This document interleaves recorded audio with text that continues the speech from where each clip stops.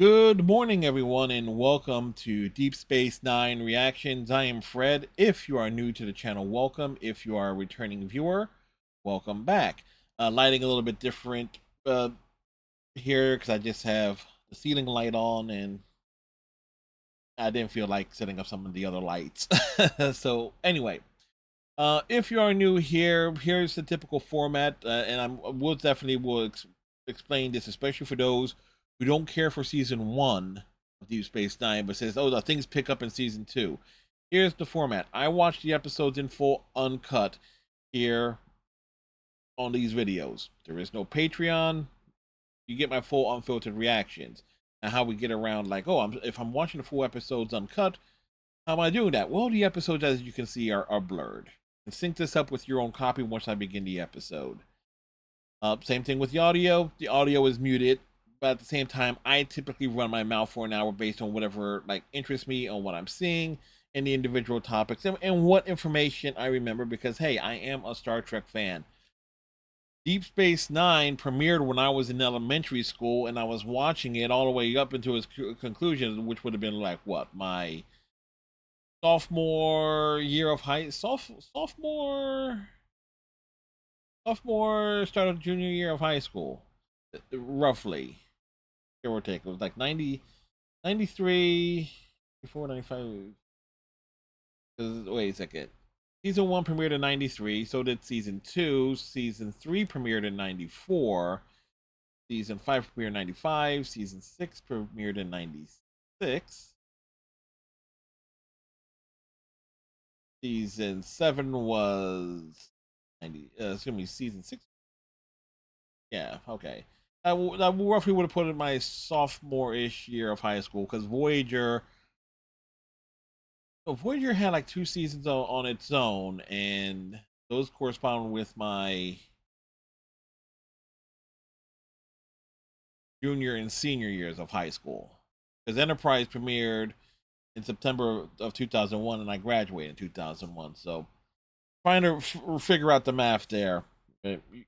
You can pull up a calculator anyway.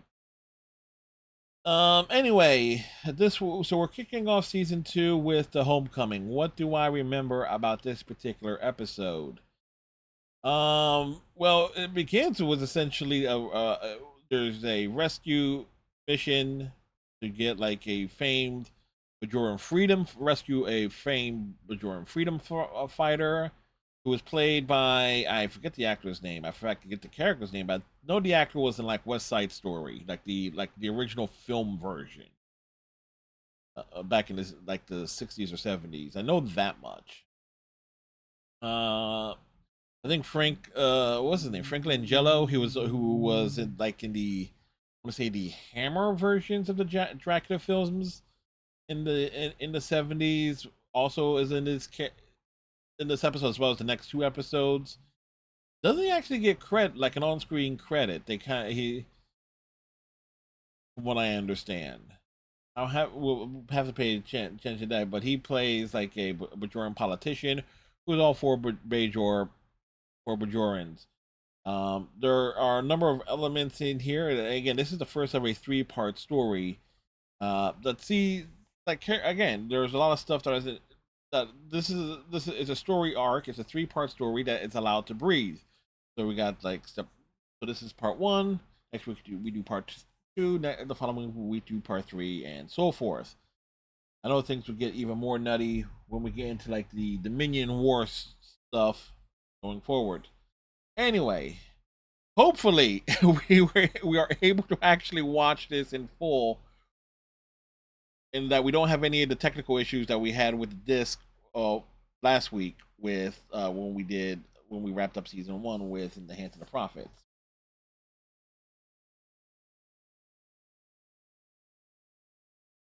No station log, but we know it's a Tuesday.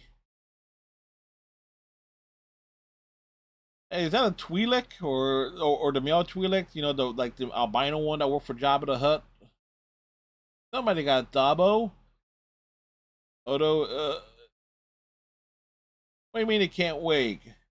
Work is busy. A subite freighter.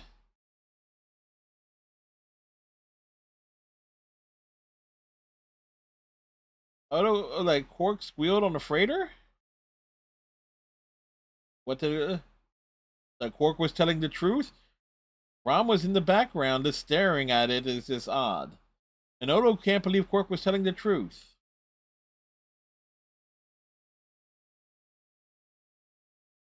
It's kind of odd that Rom is just staring at the camera from behind the bar.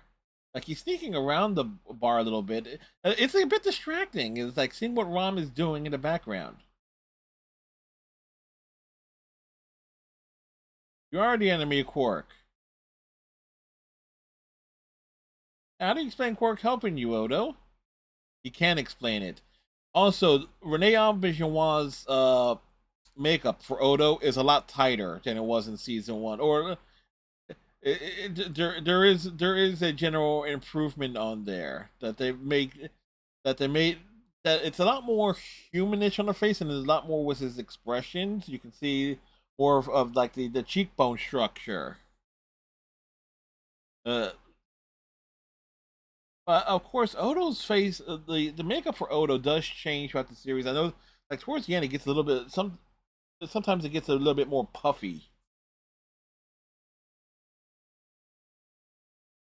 But take it, it is what it is. Odo being perplexed by Quark. It happens a lot.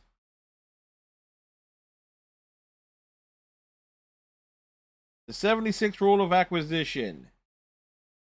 Once in a while, declare peace. It confuses the hell out of your enemies. You know, it's a wise rule. Rom looks baffled by this entire situation. We can't blame him. Hello, hello, legs with purple hair. I like. I me likey. Tingling at the sight of her. You know what? Quark is right. But I do love her makeup and everything. But again, the purple hair with it was like, God damn that! Is like that's a gorgeous female alien. Like I said, I make no apologies for it's like no something looks gorgeous and like downright attractive. I'll point it out. But she has a Bajoran earring that she's going to pass along to Quark, which Quark will pass along to Kira, and things will go roll on down the line.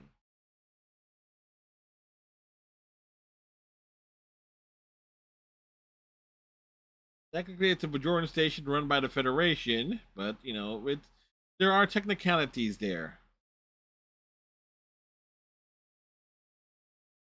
Quark can take care of the earring.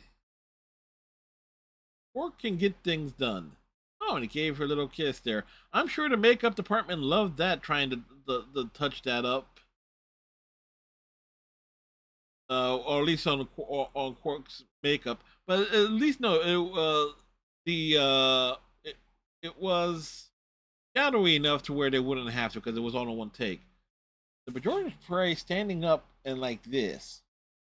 I wait a second. I remember it served me white. Uh, the Ferengi get down on their knees and do one of these. Hey, who wouldn't want to be go into Kira's quarters?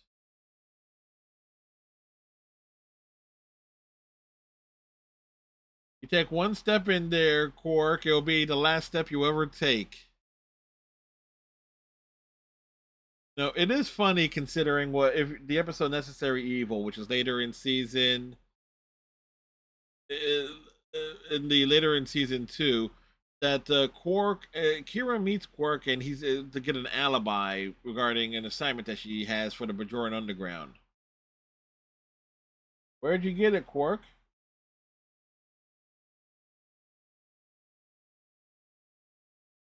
Now the question is regarding the Cardassian planets because you got Cardassia. There's Cardassia Prime.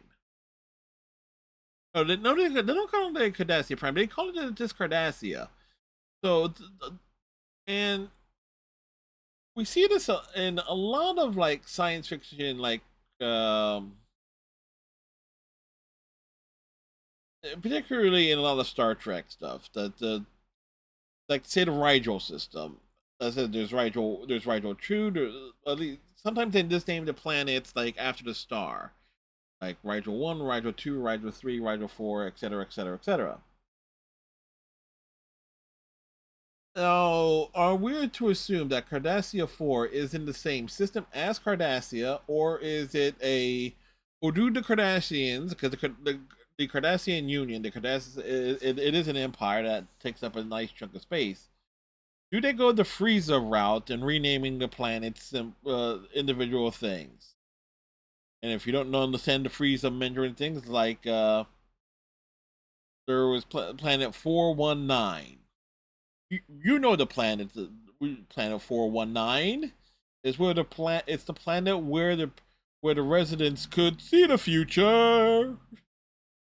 Long way to go for a Dragon Ball Z abridged reference, but you know what?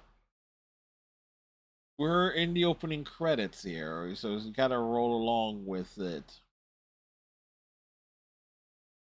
But what I like about the cold opening here, number one, you got the great thing with reestablishing Odo and Quark's relationship for the start. You have Rom is staring from behind a bar and saying, being equally as baffled as Odo, and Quark, like, doing the right thing for nefarious reasons, of course, is quite interesting. I just noticed that the ceiling light is actually reflecting a bit off of my flag here. Wonderful look at the promenade, and Cyril Lofton has already had like his first of several growth spurts. Because check that out, he is nearly eye to eye with Avery Brooks here. Oh no, or he is eye to eye, and he's just gonna get taller too. I mean, but of course, Jake is having on a date, and it's like he says he's gonna go to a hollow suite. It's like, yeah, no, that ain't gonna happen, Jake. I remember that little aspect of it.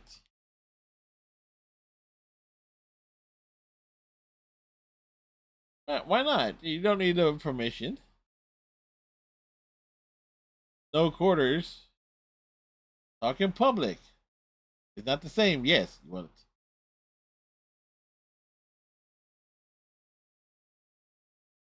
No,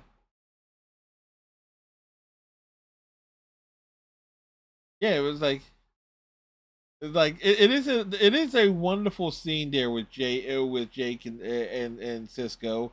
It's like it's the father son dynamic, and again, when you know that Avery Brooks took it's like literally took Cyril Lofton under his his wing to help bring him along as doctor, but also acting as an on-set father figure. The chemistry there is just wonderful.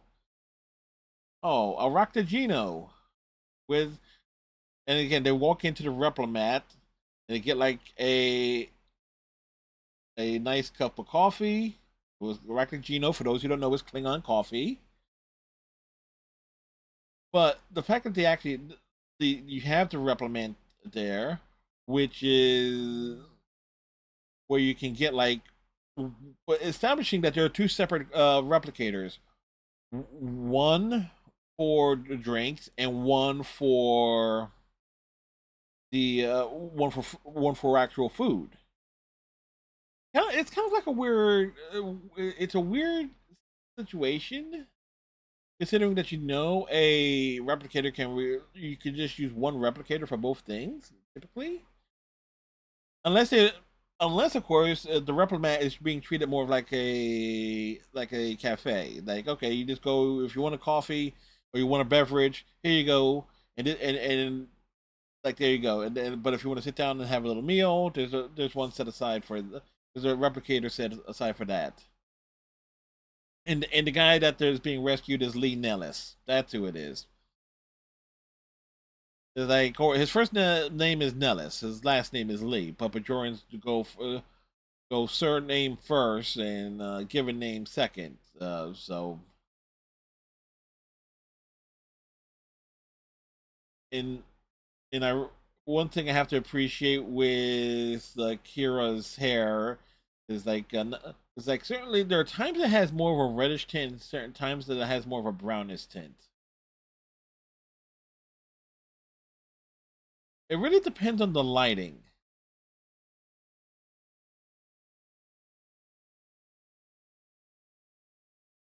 Yeah, yeah. The political opportunists make up the provisional government, just like the United States government, which is an established government with over 250 years of history, but has turned into a complete shit show.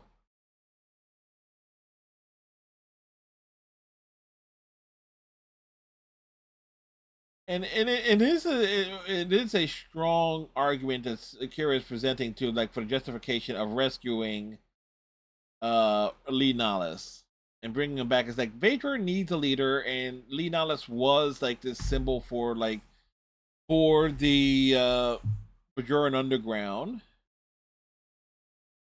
and things. So yeah, it's like you bring that type of figure back, like you would hope things like to help put Bajor on a strong path. And then actual graffiti on the station. The Alliance for Global Unity. Those the circle. Let's just think about some interesting parallels of the circle. In other fiction, these will be like the Terra Prime politicians that you would see in Mass Effect, or essentially Cerberus by extension. But in real life, what the Alliance for Global Unity is essentially the MAGA Republicans. That's what they are. And again, this is going to show how far ahead was Deep Space Nine was at the when you think about it, because the attitude of the circle is essentially the same as every fucking Trump supporter for like the past well, sadly, like decade plus, nearly a decade. Excuse me. Nice little baseball handling there from Avery Brooks too. It's like little back and forth, little flip of it. He flipped the ball up with the back of his wrist. That's that was that was really cool ball handling there. Yes, yes. I just said that Avery Brooks can really handle some balls. Sometimes I just make myself laugh.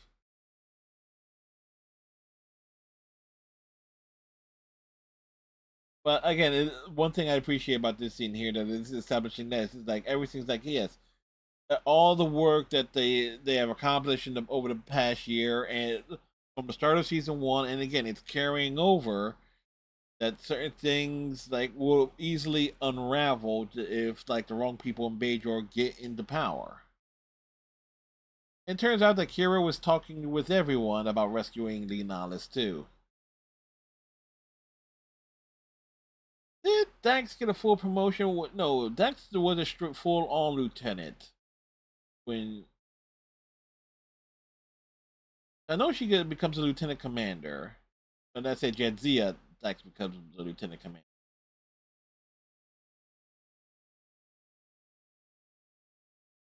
Oh, I just love that nice little moment there.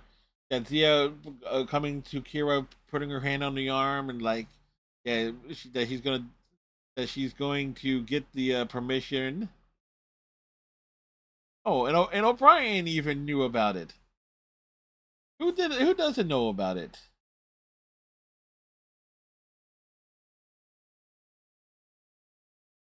Going to Lamenda Prime to bring back mineral samples.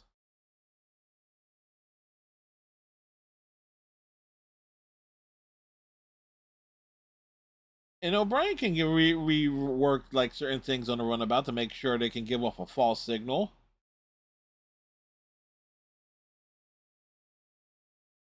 Like O'Brien was giving it some thought. It's like just playing all innocent and such, but guess what? No, you're going along on the trip too. And I highly doubt that O'Brien needed much convincing. And that's a wonderful look for Kira too, with the olive green shirt, the red overtop, the like the dark orange pants with the brown belt. And Cisco just walks in and has a seat at the table, crosses the legs, And O'Brien is like, that's actually a unique look for O'Brien too, where it is almost like in a way like the same like format screens with like the black with the grayish top and in the bluish undershirt. It's almost reflective of the Federation uniform or the Federation station uniform. But Cisco doesn't believe it's a Bajoran problem. If Nihilus comes back to Bajor, that helps things with Bajor and the Federation. And O'Brien has seen how the Cardassians treat prisoners. O'Brien didn't need much reasons to volunteer. Of course, O'Brien would probably needs to get away from Keiko for a few days because he always seems to volunteer for dangerous assignments. And it's good to have some backup there. You have O'Brien's technical know-how. Oh, that wasn't a. Oh, O'Brien has some like orange brown pants on too.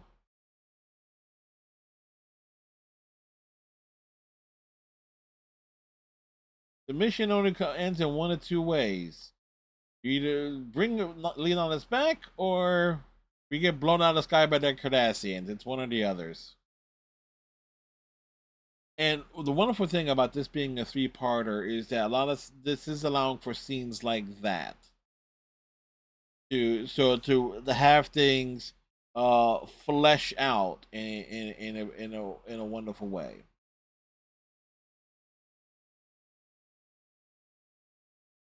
And I do have questions. Are they going into the Cardassian main system, or are they going to another system?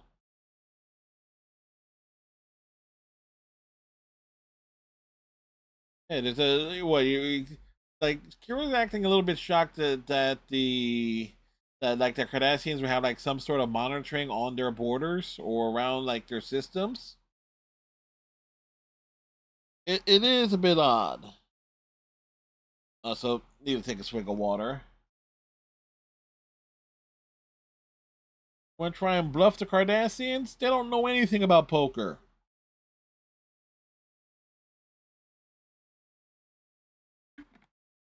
Identify yourself. And that's right. You know what Lesepians are in Star Trek? They're Morn species. Morn is a Lesepian. It just occurred to me.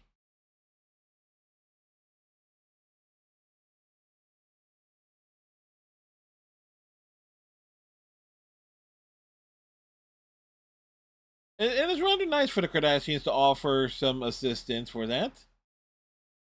I mean, the Cardassians are, no, in general, the Cardassians in general, like the day-to-day Cardassians are nice and civil people. The problem is like the military is in charge of everything, as opposed to the Romulan Empire, where the intelligence agency is in charge of everything. Moraine is waiting to get a shipment of roulotte seeds. Like, you want to piss off a goal?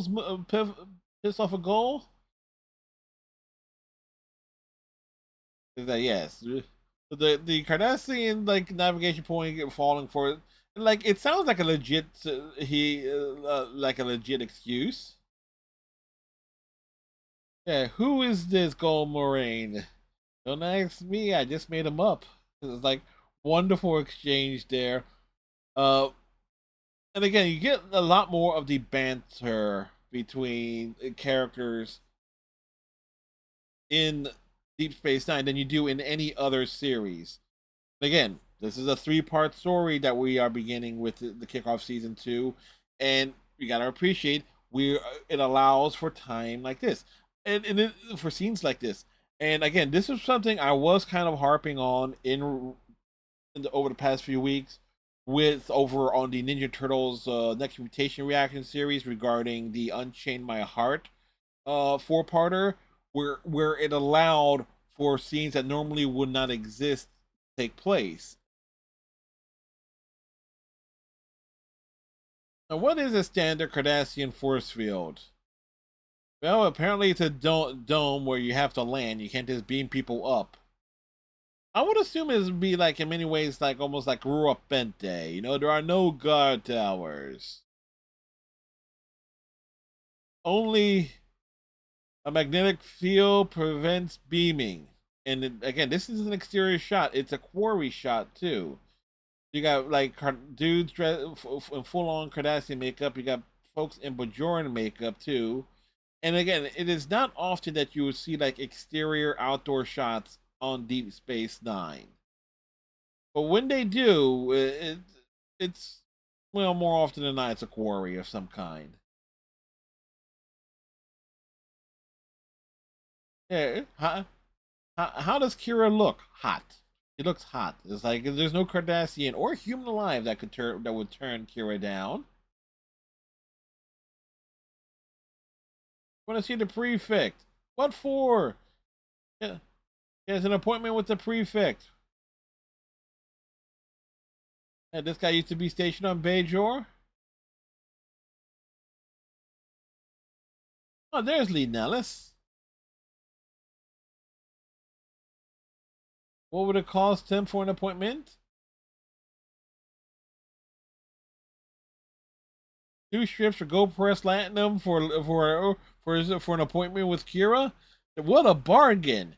He is worth at least 40 bars of Gold Press Platinum.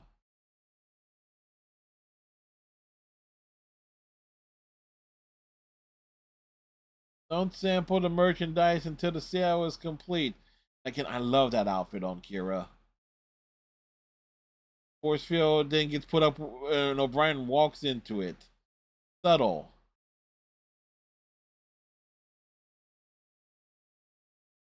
Why she is worth 2 strips of Gold Press Platinum? This dude's gonna have like right there out in the open. You know, backhand. What is it? Forearm sharp, upwards on the double punch. Hero pulls out the phaser from the back. This activates the force field. Wonderful sequence. And O'Brien gets a nice shot. Oh, credit to the stuntman. He literally has to fall and like slide and roll down a freaking hill with no real way to brace him, and at least until he hits the bottom. Credit to that stunt performer.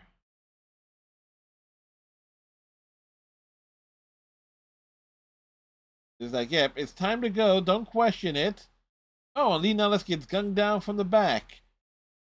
And another impressive stunt, fallback or bump from the stunt performers here.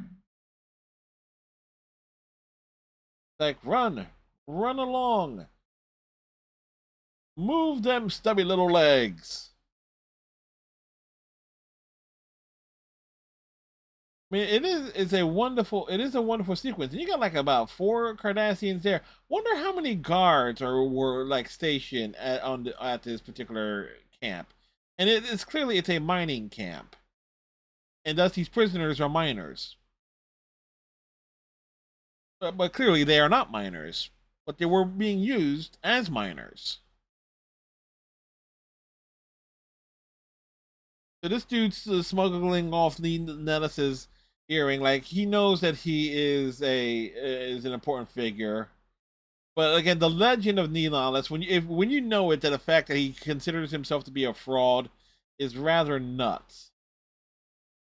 And this dude's going to sacrifice himself to like act as the cover of the back line. Kudos to him. Like, start packing into the runabout. How many people can fit in the runabout? Uh, well, there was quite a few. Yeah, and runabout cannot survive against 2 Galaxy-class warships. Like, they can't leave the men behind, but there is no chance that they can do anything else. The tension there, and that Kira has to make the tough call. Like, no one else can make it. But this is where like the mentality for Lee Nellis is that he doesn't view himself as being important. He thinks he's a fraud, and the fact that lives were being sacrificed to rescue him is something he would not be totally keen on.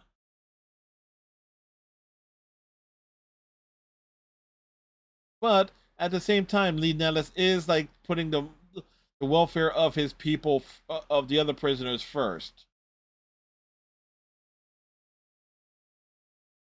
You don't really see a lot of internal site to site beaming on DS9 either. Ah, Gul Dukat is on the comms. Again, let's not the fact that Mark Alamo is like, they bring him in, put him in the full makeup and outfit, just for him a lot of times to not to, this to be on a communication screen. Now, it is funny that the Cardassians' high command has issued a formal apology to the people of Bajor regarding that they had no idea that there were prisoners on Cardassia 4. To which we all say it with me, folks, bullshit. That the Cardassian High Command did not know about it.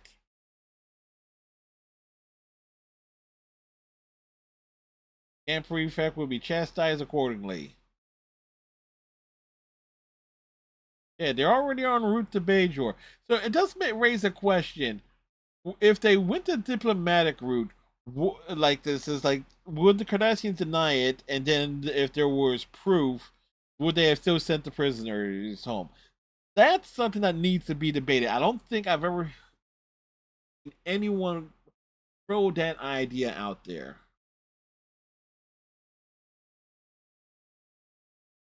Yeah, Cisco's is amazed by that entire situation. Can't blame him. But the Cardassians being very accommodating? No, there's something behind that.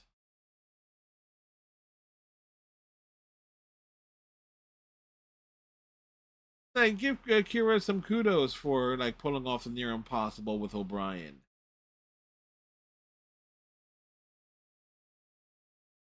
He was laying face down, getting like those wounds treated. He took like a big phaser blast to the back.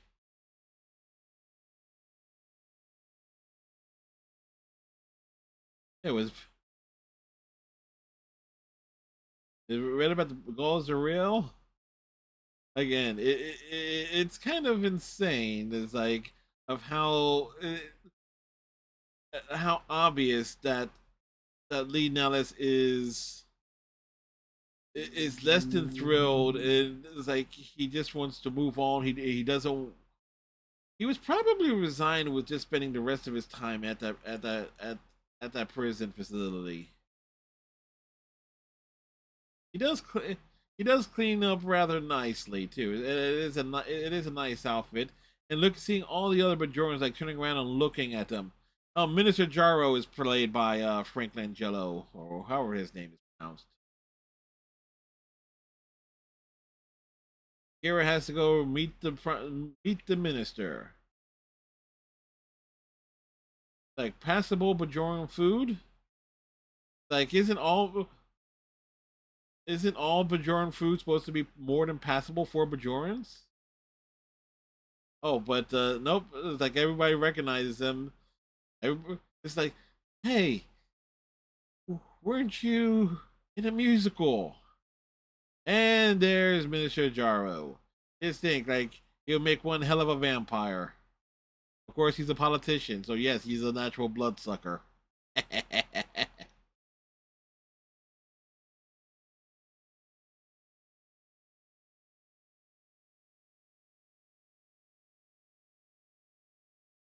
Yeah, the Kira's little adventure made her some enemies in the Chamber of Ministers.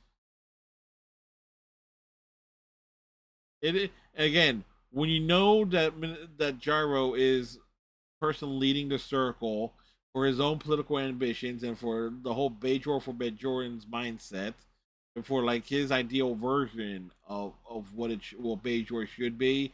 And if you know that context ahead of time, you just realize, yeah, that he doesn't like what Kira did. It is clear that he did not want to bring that Jaro did not want to bring Jaro home. And Lee Nellis is very much uncomfortable with the crowds and everything. Like, give a speech. Give a speech, Lee Nellis. Share a few words.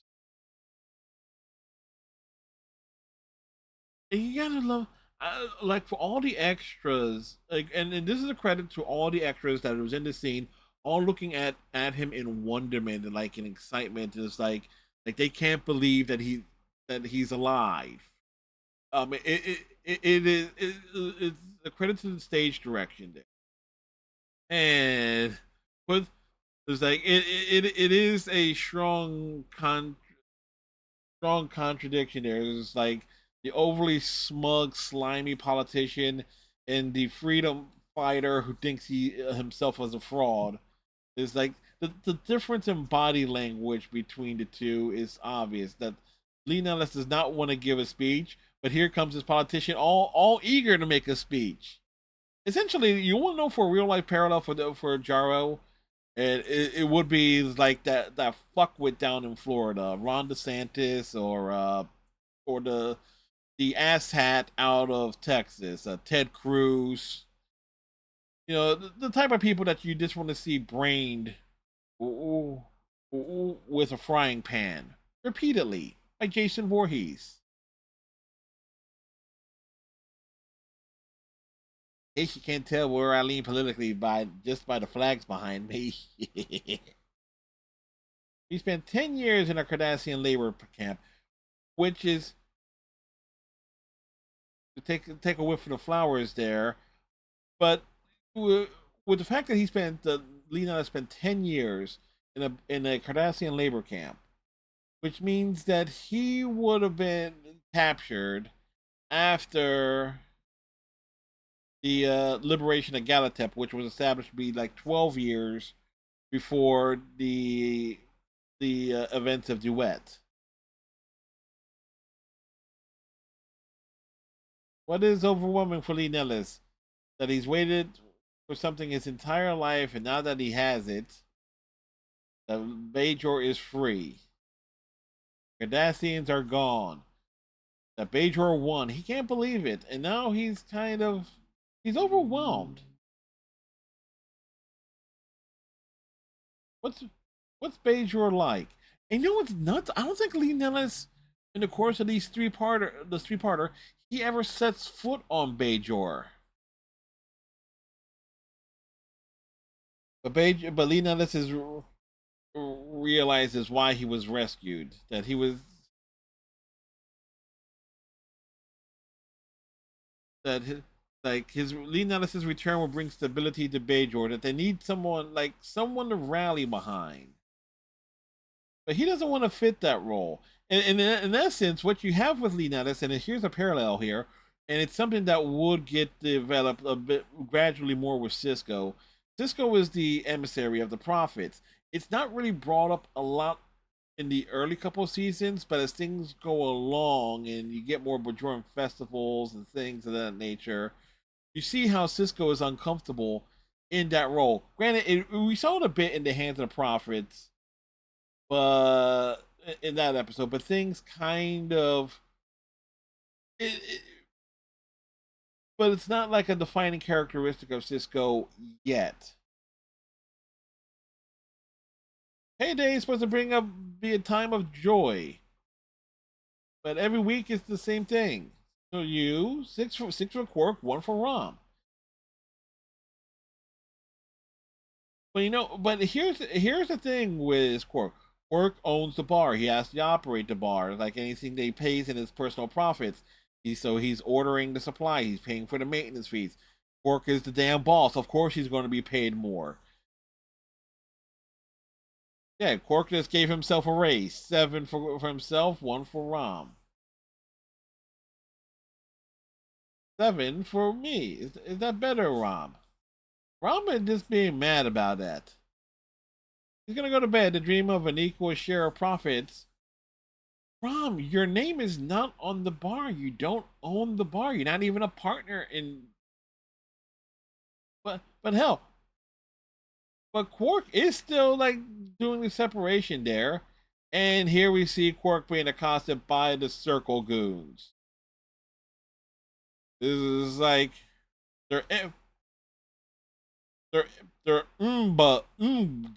make Bajor great again, and Quark got branded too. Like what they do is like they literally took like a felt tip marker and drew that on the head. It's like Quark, hold still. If you don't stand still, then there will be a scar left.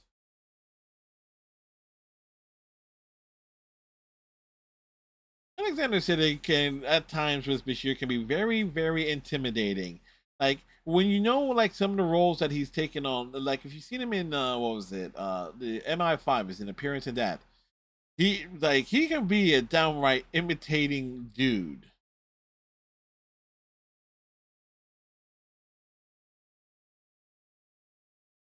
But Jorans did this to Ferengi. Yep.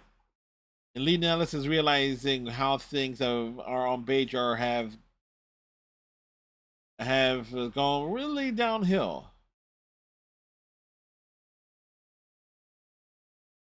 Yeah, yeah. Quark intends to sue. It was like I don't blame him.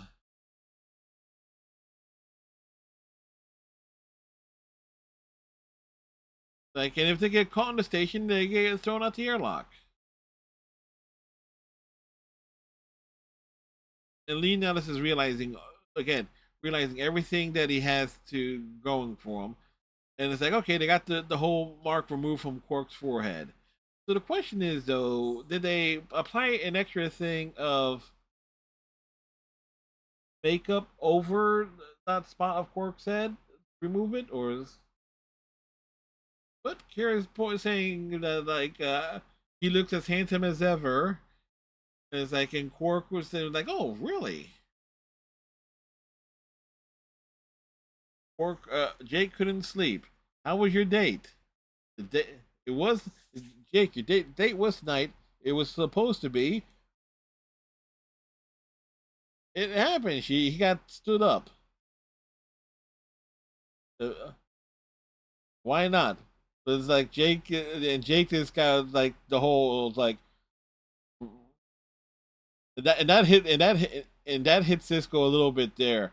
Uh, got like Jake is like was the night going out with this Bajoran girl because he was not Bajoran, and if you know anything about like a lot of stuff that gets revealed about Cisco later on in the series, that he does have like a strong connection with his African American roots. In the season 7 episode, was it Bada Bing? I think it was called the Casino Heist episode. It's like he goes on a rant like how why he never stepped foot into the Vic Fontaine program because he is fully aware of how things in like 1950s, 1960s Las Vegas were. So, and Cisco just wants to go to bed, but there's a freighter that needs to be docked.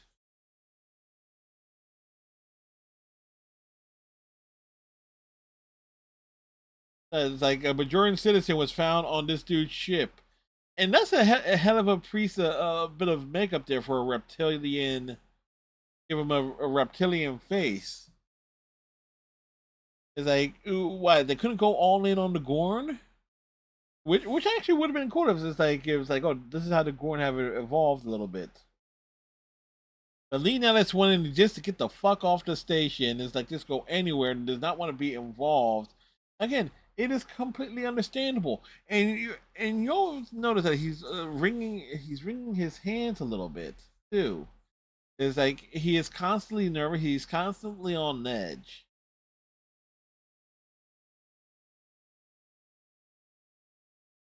And he's telling, and this is where he tells Cisco like how he became a quote unquote legend, and that he literally fell into a river or something where a Cardassian Gold was just taking a bath.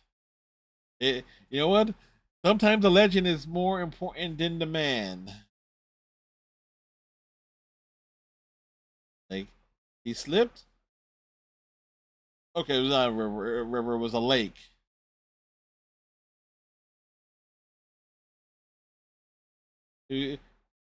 He was dressed only in his underwear, shivering in the cold as his Bajoran comes crashing down into him from above.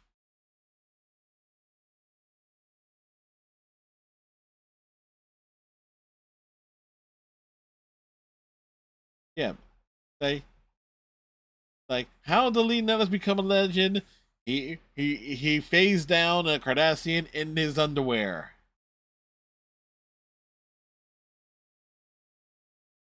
It's it's you know what there are certainly better ways of becoming a legend, but there are certainly much worse and sillier ways.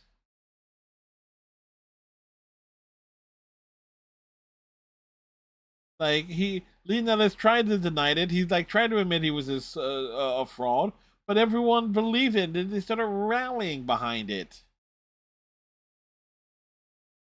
Like his stories are his brilliance, his daring, his courage spread like wildfire. It's like he couldn't live up to the name. It's like there was no way that Lee Nellis was going to it's like he feels like he can't live up to the reputation that he has that was essentially thrusted upon him. Uh, It was so like Kardashian being so embarrassed and how like he met his end in his underwear. but Lee Nellis like he does not want to be a slave to his reputation anymore. Like he wants to just leave. And again, we can't fault him for it.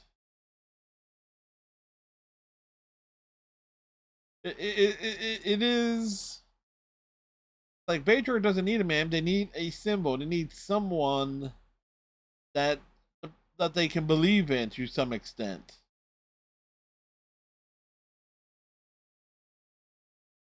Can't argue with the fact that the people believe in Lee Nollis. Like he is the embodiment of everything like the ideal Bajoran, unintentionally or not. Lee Nollis is the embodiment of what like Bajorans want to believe about themselves. That the strength, the honor, the decency. It may be based on a lie, but the but so sometimes like where does like the strength of a symbol out like the value of a man in terms of like what they present? It's like it's an interesting debate, and thankfully we're going to have like two or three. We're going to have like a couple episodes to talk about this, and just about any time issues with Cisco's role of the emissary comes rolls around. Minister Jarwell rolls up with his assistant and Lee Nollis.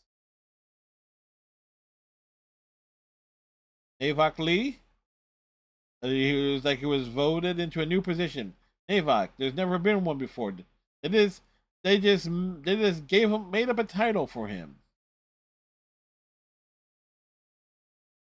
Oh, he did make it to Bajor, and it is a shame that there was no actual footage of him being on Bajor.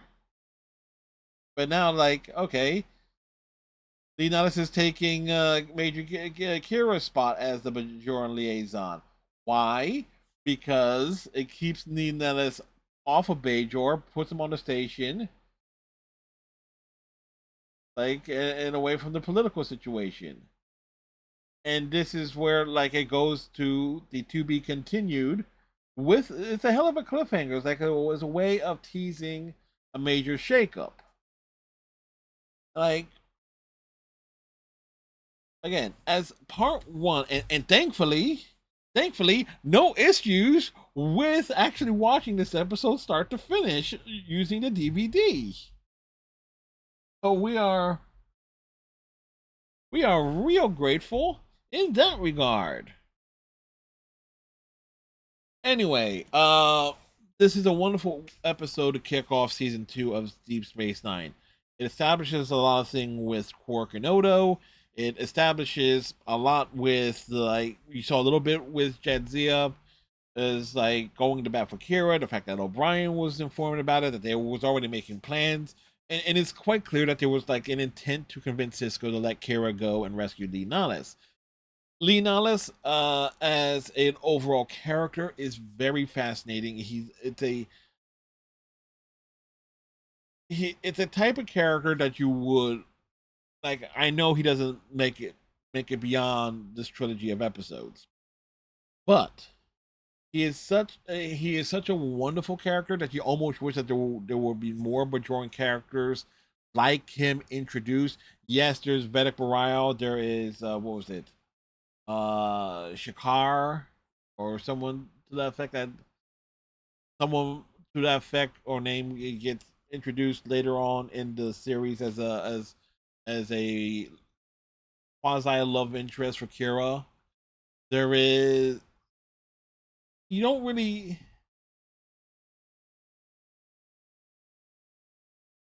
like if Lee Nellis survived this episode and you could have like seen like it would have became a reoccurring character. I probably should save this discussion for when we get to uh what was it? It's the next one is part two is the circle and part three is the siege. Save this for after Leonidas meets his end. But I certainly have some viewpoints there regarding like what could have been done with his character because it's certainly more interesting than Vedic Bareil would ever be. And the other Shakar character that gets introduced it doesn't really hold much because as Deep Space Nine evolves, Bajor, in terms of Bajorans that get introduced, are become fewer and fewer as the series rolls along. Ironically enough, because remember, season four, the Klingons are introduced in a big way, or front and center. Then you have like the heavy stuff with the Dominion War in seasons 5, 6, and 7, and like the build up and the tensions and everything that rolls along there. Um, so there is a that's what I'm looking for. So as more and more like external factors introduce Bajor, the importance of Bajor and Bajoran characters actually diminishes as the series rolls along. Um, Minister Jaro is like perfect as like an opportunist politician, but again, if you know what the character is all about, you just realize, oh yeah, this is less than subtle. Like he does not, like you already tell, you can tell, even if you don't know that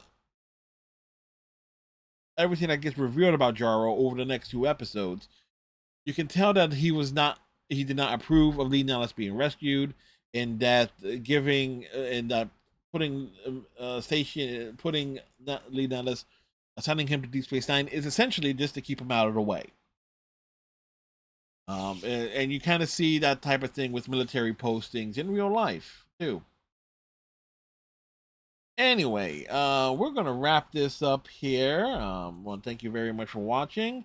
If you had your thoughts and opinions on this episode, leave them in the comments section below. Next week we will cover the second episode of season 2, which I believe is the Circle. Because it's like Homecoming, Circle, Siege, Basic Procedures.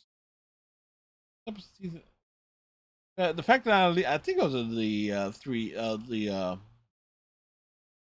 next three episodes that we will be covering in the coming weeks.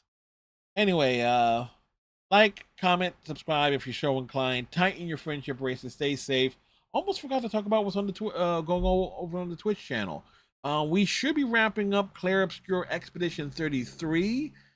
But tonight, to hear on Friday, which is October 10th, which is where this video premieres, we're going to be playing Ghostbusters on the PS4. We are nearly finished the Battle for Brooklyn stuff with the Division on Wednesdays, and once I'm finished Clear Obscure Expedition 33, we might dive into some other games from Supermassive Games like the casting of Frank Stone and the Dark Pictures Anthology or whatever the heck that was called. Trying to get some more Halloween-ish horror games, since we're in October. With that with that said, we will see you next time. Have a good one, folks.